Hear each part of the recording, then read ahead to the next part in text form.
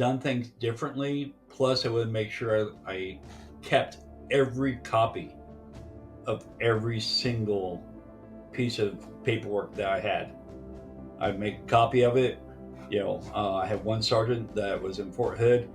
He got me organized on a 3-ring binder to put in all my, you know, not medical, but my military paperwork. All my DD-214s and all this other important document.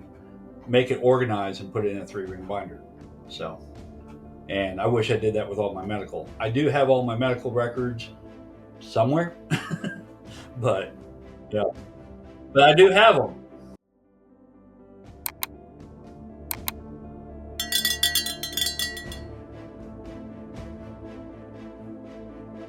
Return to Roots Podcast. Welcome to the show. Today we bring you Joe Arnold. He is a veteran from the Army, currently doing veteran enlightening and part of the 100 Club. Without further ado, Joe, welcome to the show. Thank you for letting me be here.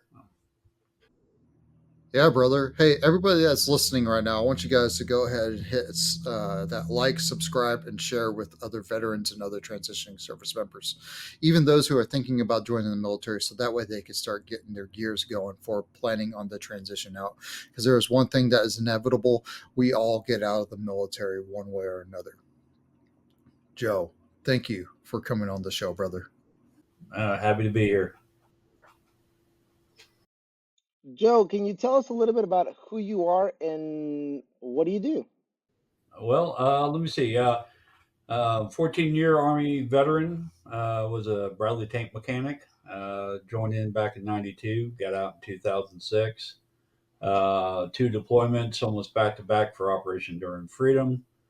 Went to wonderful countries of Korea and Germany and Kosovo. And did some National Guard time as well. But I live in Kansas. Married, kids, stepkids, all that good stuff. Living the American dream. Trying to help and give back to other veterans. With the things I do and stuff like that. So try to support everybody else. So, really quick, Joe, how can everybody get a hold of you? What's the best way to do that? Well, you can get a hold of me with info@vlks.net. That's my email for my side business I have, which is Veteran Lighting here in Kansas. And then you can get a hold of me through Hundo, which is joe.arnold@hundoclub.net. Those are the 2 best emails to get a hold of me. And if need some help or whatever you need, or you just want to talk, just send me an email. I'll be more happy to talk with you, answer any questions. It's love talking to other people. You mentioned the 100 Club. What is the 100 Club? The HundoClub.net. Well, the Hundo Club is an organization that we are in the beta stage right now. We've been in business for the last couple of months, been active. And basically, what it is we're there for the veterans. Veterans would go ahead and sign up with our website. And the plan is that when they go ahead and sign up, they will go ahead and get contacted by one of us from Hundo Club, and we will see how they're doing, find out what they want, and then if, let's say, they're having a hard time with the basic necessities, trying to find a job, or they're homeless, or they need vehicle or something like that, transportation, whatever, we will help them go ahead and get that stuff taken care of. We will get them stable, make sure that they get the basic necessities. From there, then we will go ahead and help them with VA claims if that's what they want to do. We've got some really great people behind us in our organization that's got a lot of experience, and we're working on even making that even better. Once we get all that paperwork done in, then they're stable. We got them, financially stable. From there, we take it the extra step. We go ahead and uh, ask them, what would you like to do? We want them to give them a new mission. Because when you get off the military, your missions in the military, and as soon as you get out, they're like, okay, you're done. Now it's up to you to find your new mission, get yourself stable, find yourself a job, all that stuff. Which is really really difficult for a lot of us. So this, we go the extra mile. It's our veterans taking care of veterans, and it's we'll go ahead, and if they say they want to start their own business, we got business coaching.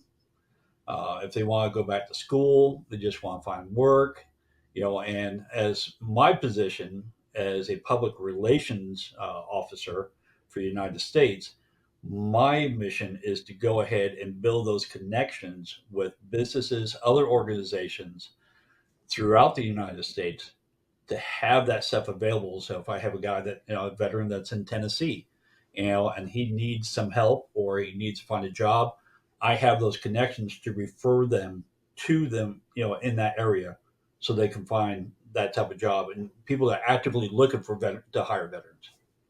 So that's what I've been doing. So, when you got out of the military, um, what what did it take for you to get in the right mindset of transitioning out? Man, I tell you, when I got out in 2006, I just got back from the deployment, and I've been gone for a year and a half. And then, just a little backstory on that. I was only out, I was only back from my first deployment probably 6 months before that. I just gotten back from that. So I was only home for like 6 months. And then I went gone to Kosovo for 18 months. When I got back, I brought a lot of baggage. My PTSD was in full tilt. I had a hard time reconnecting with just family and friends, and trying to figure out, when I got back this last one, I went back to a job that I thought I was going to have, and that didn't work out. As soon as I got back there, within a couple of weeks, they came up with some BS stuff or whatever, and I got let go. So here I am, unemployed, for about a month after that, pretty much about a month after I got off, back from the deployment. And so transitioning, coming off of active duty, PTSD, trying to reconnect with family, you know, and I didn't have anybody really there as another veteran to really help me out, to say, hey, I feel your pain here. Let's help you out, whatever. My family didn't understand what I was going through, not at all. They just like, oh, he's back. Yeah, my physically I was back, but emotionally I wasn't there. So yeah, it was a struggle, Chris. It definitely was a struggle. So you mentioned the physically you were there, but emotionally you weren't. Was it because you didn't want to, or because of everything that you were carrying, and it was very difficult, and that you didn't have the right tools in your arsenal to be able to pull away? Yeah. I mean, it was the interaction was different with people than it was when I was deployed. You know, that was one thing. Being self reliant while you're deployed, when you get back, you're so used to taking care of everything yourself, and that kind of rubbed everybody wrong. My family is like, why are you doing this? We'll take care of this for you, whatever. No, no, I'll take care of it myself. You're still acting as an individual. And the arsenal of trying to figure out, how to handle or be aware of stuff. That was really difficult, Yogi. That was, as I said, it was a struggle. I mean, I ended up losing a marriage not too long after, of almost 26 years, because I couldn't reconnect. It made it really tough. And that is a very common thing against amongst veterans, right? That it's the the marriage while you're married within the military, and then as you leave, it's very common to hear that you're no longer able to be part of that. that marriage, what advice would you give to be able to, from this perspective where you're at now, to anybody that's getting out? What advice would you give them to be able to be successful during that transition for that marriage? Well, one of the problems that we had was we didn't have a lot of free communication like they have now available. You know, everybody's got cell phones, whatever. And you can call it international. While I was in Korea, I had a $3,000 phone bill from calling home collect for a month. Okay, so yeah, yeah. So we don't have that problem no more, thank God. But anybody that's in the military that's got family, stuff like that, I mean, every chance you get, try to spend time with your family. You know, connect with your kids, let them know. Try to still be as much of an active part as you can, even if you're deployed. Still try to go ahead and try to be an active part. Try to be engaged with them. Don't just focus on your mission, what you're doing, and then go, when I get back, I'll reconnect. No, you've got to somehow keep that connection still. I mean, it's so important because trying to rebuild it after you get back, you know, time hurts, and you're going that. Plus, your mindset's different. It's got to keep that open communication, and thank God now it's easier to do that. So, you know, but the guys that were before me or during my time, yeah, it was tough for us. We didn't have all that free communication. So I would just try to keep connected. And that whole entire um, relationship that you built over 26 years, and then that happens, man. That's one of the biggest fears that I know that I have, because I know statistically, us veterans, after we get out, it's already pretty high for us to get divorced while we're in the statistic, and then that statistic just jumps up even more after you get out during that transition period, because it's a rough period. It really is. You got your purpose removed, your identity was removed. I'm We're going to circle back on the purpose thing. Your identity was removed. You no longer have things being done for you, because the military does a lot of things for military service members that it's just not done anymore. Mm-hmm. You don't have that support network. You're no Right. longer deploying, and going overseas, and doing missions and stuff like that. So, I mean, on one front, it looks like, yeah, it's awesome.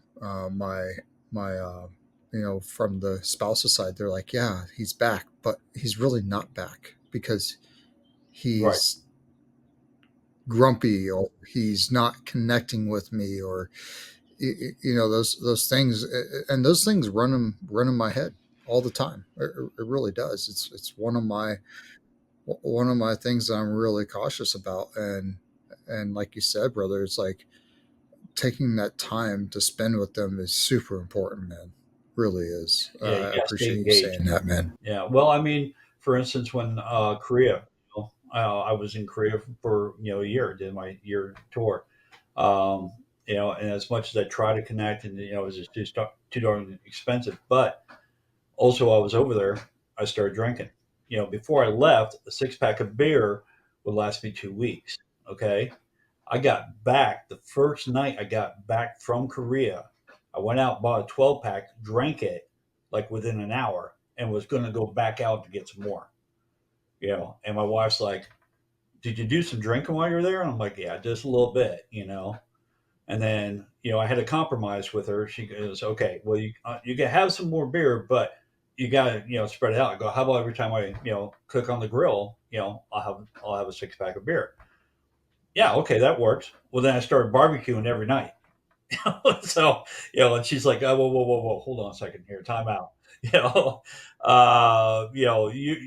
it could be raining, snowing, whatever. I didn't care. I was out there on the grill and I had a beer. So that was short lived. But yeah, it's tough, man. It's relationships. Being deployed. I mean, everybody needs a connection. even if the spouse is back home with the kids or whatever. That's stressful. They're handling everything that the other spouse would maybe help them with or was actually doing. And it's horrible. I mean, I lost a house in what 2006 when I got back. I lost my house I had bought back in 2002 because financially everything went sideways. Things didn't happen like they were supposed to. So I lost my house, and then not too long after, I lost my marriage. So I mean, yeah, nowadays communication, man, you got to have that communication and stuff like that. But you're right about the statistics too. That's I hear that all the time. And it's sad. But you got to have that communication. If you don't, and try to rebuild it when you get back, forget it. It's gonna be really tough. And speaking about that, if you could go back in time to when before you joined the military, talking to that 16, 17, 18-year-old um, young adult, what advice would you give yourself to be able to be successful during the military? Stay in shape. Take Hey, rounds of shape, all advantage. right. Yeah, yeah. Well, I understand that. Well-rounded Stay soldier. physically fit. How about that? I'll use that. Okay, Much physically better. fit. Within military standards. Um, take every bit of free education that you can get. I mean, just soak it up. Everything. My dad was big. He goes, the one thing they can't take away from you is your knowledge. So get as much as you can, free, whatever. Learn as much as you can, because when you get out of the military, you'll have that knowledge to work off of to maybe build a really good future on or something like that, or find your passion while you're in the military, so when you get out you're already got the hit the ground running, which a lot of us don't. When we get out of the military, it's like, okay, here you go, thanks for your service. And you're like, I don't have any family, I don't have anybody else. Hence the reason why Hundo Club is so important, because we're there to help them out when they get, when we start doing active duty, when they come off that, they got somewhere to go to for all this other help and stuff to get them on the right foot, to get them going, to give them a new mission. And then, since you got out, and we already talked a little bit about how you got out, um, what advice would you give yourself, and how early, if you could go back, obviously, go back in time, not saying to change anything, but just what advice would you give yourself to be able to be successful during your transition, reintegration process out of the military? Man, man, well, you're digging in there deep there, Yogi. Uh, I mean, I would tell myself that, to be successful. Wow, that's a tough one, man. Um, it's one of those things I would tell myself is like, look, stay focused. You know, I mean, transitioning out and stuff like that. I wish I would have known, as soon as I got out, to talk to a VSO. You know, I really wish I did. I wish I would have had a little more um, guidance on, hey, what's your interest? Thinking that pre-planning ahead of time. Didn't have a whole lot pre-planned. It's just like military, military, military. Okay, you're done. You know, once your deployment, you're done. See you later. That's it. Here's your family. Go build your life. And that's it. And then it's like, fortunately, I'm a jack of all trades, so I'm able to go ahead and pull on a bunch of skills I already have. But not everybody has that. Not everybody's a jack of all trades. I could do a whole lot of different things. But some people, maybe like the guys that just got out of high school, right? And went straight into the military, which I know many guys like that. You know, when they get out, they go, oh, yeah, well, I just served 4 years and I got out. And it's like, yeah, I just almost might as well just gotten out of high school and not knowing what I'm doing. So, yeah, advice to myself is, just pre-plan. You know, start thinking about that stuff. Talk to people. You know, start getting things set up. You know, ahead of time. That's the best way you can do it. We normally tell our listeners to do it, 2 years in advance, but we also understand that there's a big gap with people that are trying to go through the entire um, career, right? And by that we mean at least 20 years. Uh, would you say Right. how early in advance would you suggest to start planning for that? Well, it depends on what they're doing. I mean, if they're focused enough and they want to do something that's really intense career, um, 4 years out, start making sure you take advantage of any type of education. You know, to kind of prep yourself to make sure that you have maybe some certificates or a diploma or a degree that you need to be able to have that in place when you get out, you know.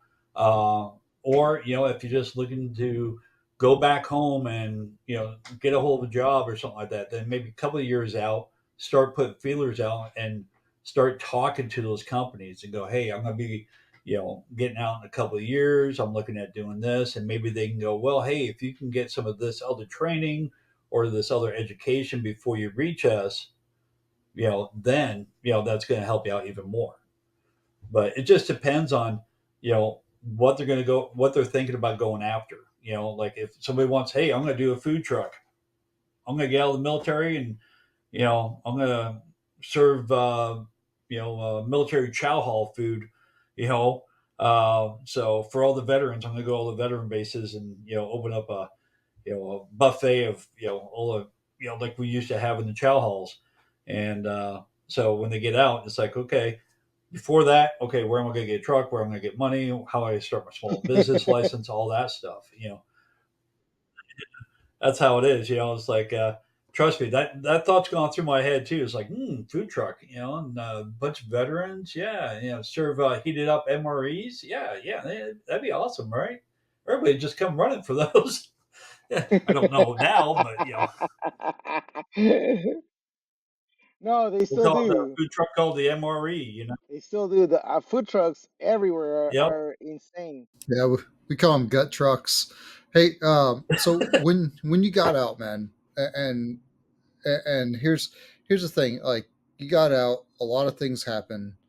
Bro, you had a rough go, and here you are, started a light company a year ago. You're about to produce your 100th light of custom lighting, and what what did it take for you to actually find that purpose that drove you to do what you do every day? What did it take for you to find that? Well, it took support, from my family, my current marriage I have. Um, you know, guess probably some age and some more wisdom. You know, kind of start looking at things different. It's been a long road to get everything stable, so I can go ahead and start experimenting and start expressing myself. It's like you said, it's been a long struggle. I've had a lot of trials and tribulations and stuff like that, but it just felt like the last 5 years things have gotten a lot more stable. I can start giving back and start focusing on me and do what makes me happy and helps me out. So, but it's been a rough road, but things have just been kind of working their way out. And, I'm really happy. It's like, oh, it's finally about time. I think you're right, man. Time, and everybody has a different timing. Um, everybody's everybody's trying to compare themselves to other people. I think it's healthy to compare yourself to where you could be at, but not everybody has the same situation. So, I mean, timing is different for everybody, and a lot of people make a lot of excuses that keeps delaying their time. And I'm not saying that you had a lot of Yeah. excuses because it took a little bit longer. But sometimes we create our own excuses. I'm just trying to say, like, I know I'm really stubborn sometimes. And No. okay, yeah, I know I'm stubborn, but it's sometimes I gotta remind myself, hey, Chris, quit being a stubborn a-hole, like open up your, Sometimes I gotta remind him. yeah. So, all right, we're not gonna, and luckily my wife's not on here, so I'm not getting beat up. Yeah, yeah, yeah, I hear you. It's ingrained in us. Come on. Hey, we can call her real quick if you want. Oh no, I'm good. I'm good. No, she's already mad that we're doing 10 episodes today, brother. Wow. Hey, so when you were going through your transition, what book, what podcast, what TV show, what like media or article or anything, man? It could be self, something that builds you up or something that just kind of like would relax you. What do you suggest? Uh, Not for okay, so for other transitioning service members, but what do you think that you needed during your transition? I needed it when I got off of that my last deployment and I got home after losing the house and everything else, and my marriage was on the rocks, not over just yet. Um, I went through a pretty dark time, and what finally got me back up was a good friend of mine from high school that I've known now over 40 years.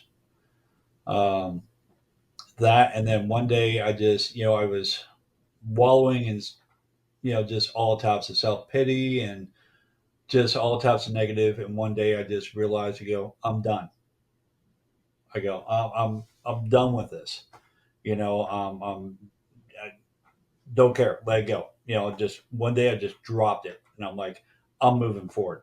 I'm not gonna live through this anymore. I'm not gonna let it hold me back. So, I just buckled everything up and pulled my big boy pants on, and let's let's keep moving forward. Let's start doing stuff. And it wasn't just like snap, we're good, just start moving. Like I changed my mindset. It took a little bit to change my mindset, but um, with talking to more friends and more people and explaining kind of my struggles and my thoughts, and then start getting more support, um, you know, that makes a difference. And as I said, for all what we're doing with all of us veterans together and working with all those other veterans, all of us taking care of each other makes a big difference. You never know the person that you talk to, how you're going to impact them, and how much you might change their lives. People come in, talk to you for 10 minutes and might be, just totally change your whole mindset, and then, it's that type of support that really helps.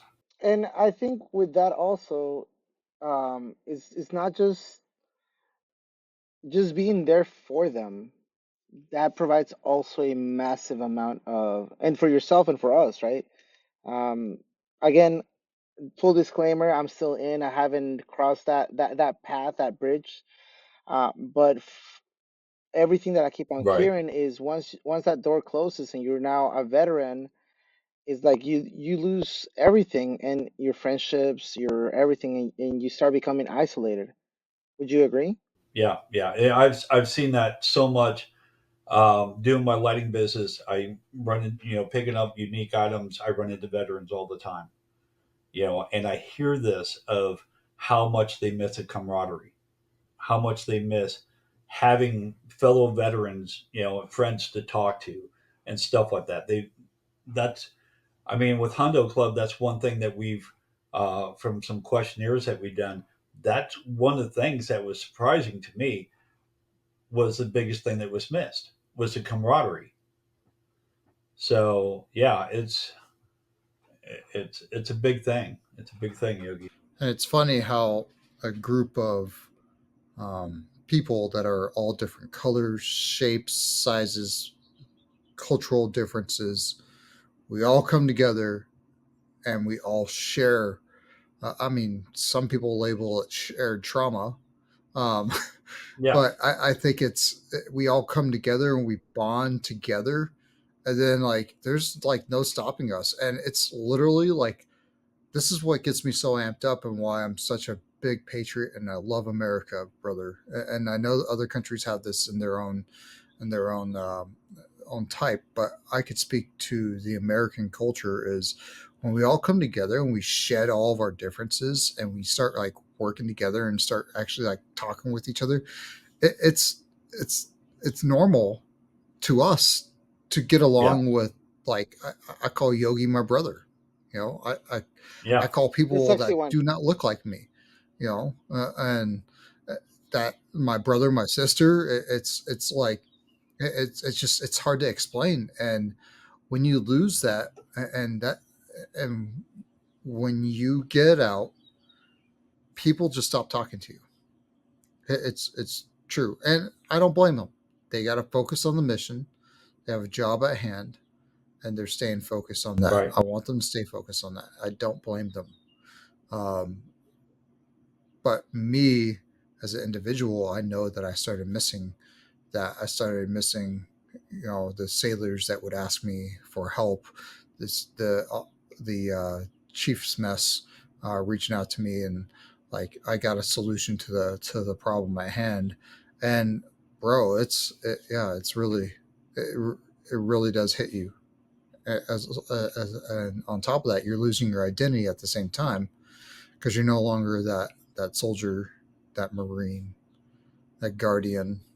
What do Coast Guards call themselves? I don't Coastie? I know. don't know, but you're no longer that. You Yeah. know what I'm saying? Yeah. As soon as I got out, 2002, I became a member of the VFW. Okay. And probably within a year later, I became a VFW post commander because I wanted to give back. I wanted to reach out to other fellow veterans and help the veterans that are at home locally, and if I could spread out farther, and then also that camaraderie was right there because, like you said, brothers and sisters and stuff like that. I mean, I think that was probably one of the biggest reasons why I also joined the VFW, just to have that connection with other military veterans. So, and I'm now a member of the American Legion here locally as well. Um, I work with other veteran organizations here, and going to be starting a community kind of event. Once a week, do a coffee. I've already talked to some local businesses. Yeah, we'll host it for you and stuff like that, just to get local veterans together. And just once a week, which I've been asked from other spouses to see if I can set something up here locally. So, and then maybe who knows, I can copy that and start spreading that out, and just do a cup of Joe or something like that, and name it, that type of social gathering. And if you're a veteran or a spouse of a veteran or whatever, you're welcomed. And we just sit, we talk, maybe answer some questions whatsoever. Keep it light and social, be good to go. But that camaraderie, as you said, that's what a lot of guys miss, and that's a lot of service members miss. It's one of those things, and you really don't realize it mostly until after you've been out for a little bit. Then you go, "There's something missing," even though you're with your family, but you miss that, that communication, that dynamics. You're missing that type of interaction. And with that, Joe, we want to tell you thank you so much for coming onto the podcast. Thank you for sharing everything. We will also be airing this live for all our listeners a few, a few days, months in advance, but by the time that this airs. However, we want to thank you for sharing, for opening up, and we also want to be a part of your network and be a part of your tribe and our tribe, and see how we can help each other out. Yeah, absolutely. I'm all about networking with other veterans, and do what we can do to help each other. Absolutely. I'm totally down for that. Yeah, Joe. Hey, thanks for coming on, brother. To everybody that's listening to right here, man, we talked about some amazing things, and I want you guys to go onto LinkedIn right now, and I want you guys to connect with Joseph Arnold on LinkedIn. All right, take a look at him, follow his stuff, look at what he's doing with his lights. Man, it sounds pretty awesome. I'm about to go on there and start looking at your stuff. And this entire time, we're talking about camaraderie, we're talking about brotherhood, sisterhood, and all that stuff. And there's a beautiful picture that displays that right above your head, Joe. I just want to call attention to everybody that's on here. That beautiful picture of a group of soldiers getting each other's back while they're working a mission together. Yep. And that's what it's all about, brothers. That's what it's all about. Hey, to the Mil2Vet tribe, remember, it's not all rainbows and unicorns out there. It's your transition. Take charge of it. Mil2Vet out.